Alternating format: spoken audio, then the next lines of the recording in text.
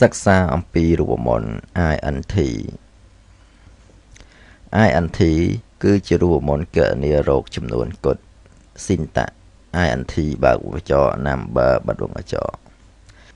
តោះអញ្ចឹងយើងមើលការអនុវត្តជាក់ស្ដែងអញ្ចឹងគឺខ្ញុំចុចលើនេះបាទ use sheet មួយមករួចយើងមកស្ដាំលើ sheet ហ្នឹងរួចយកពាក្យថា rename រួចយើងវាយពាក្យថា INT ចូល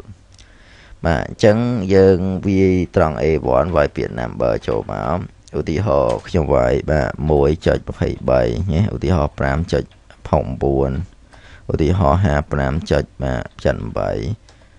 ឧទាហរណ៍ថា 5.1 ឧទាហរណ៍ 5.9 តោះអញ្ចឹងយើងឧទាហរណ៍លេខប៉ុណ្ណឹងហើយអញ្ចឹងយើងបាទវាយរូបមន្ត INT ចូលអញ្ចឹងទី1គឺវាយ INT នៅនេះតោះអញ្ចឹងយើងស្មើ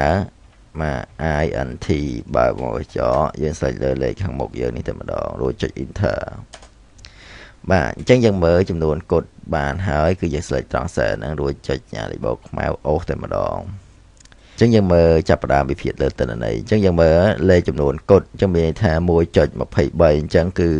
បាទលេខចំនួនគត់គឺ1លេខ23ទស្សភាគខាងក្រោយកាត់ចោល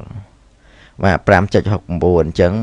មានន័យថាយកទៅ5ទេ69កាត់ចោលអញ្ចឹងចម្លើយចេញ5អញ្ចឹង 55.78 អញ្ចឹងគឺបាទកាត់ចោលដែរគឺលេខកតុយ78ហ្នឹងគឺយើងយកទៅ55ខាងមុខទេបាទអញ្ចឹង 5.1 ក៏កាត់ចោលលេខ1ដែរយកទៅ5 5.9 ក៏កាត់ចោលលេខ9ដែរយកលេខ5អញ្ចឹងមានន័យថាมันខ្វល់ថាកតុយយើងប៉ុន្មានទេគឺកាត់ចោលទាំងអស់តែម្ដងគឺយកទៅចំនួនគត់មកប្រើប្រាស់ទោះបីកតុយ1ក៏យកទៅ5ទោះបី 5.19 ក៏យកទៅ5ដែរបាទអញ្ចឹងយើងស្លេចលើនេះរូបមន្តដែលយើងប្រើយើងស្លេចលើនឹងមក copy រួច escape មួយយើងវាយ apostrophe រួច control V ហើយយើងអាចដាក់ពណ៌ក្រហមបានតោះអញ្ចឹងយើងមើលតទៀតចុះបើយើងចង់រកតលេខទស្សភាគក្រោយវាវិញយើងធ្វើយ៉ាងម៉េចអញ្ចឹងគឺដើម្បីបានលេខទស្សភាគវិញគឺយើងវាយស្មើយើងយកនេះ cell យើងទៅនៃដើមហ្នឹងដកជាមួយនឹង INT បើវងកញ្ចក់បាទស្លេចលើ cell ហ្នឹងដដែល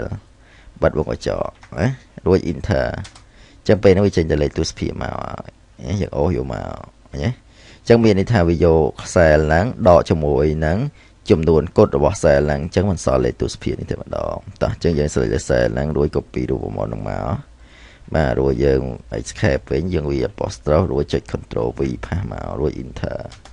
ហើយយើងអាចដាក់ពណ៌ក្រហមបានអញ្ចឹងអានេះគឺរោលេខចំនួនទស្សភាគអានេះរោចំនួនគត់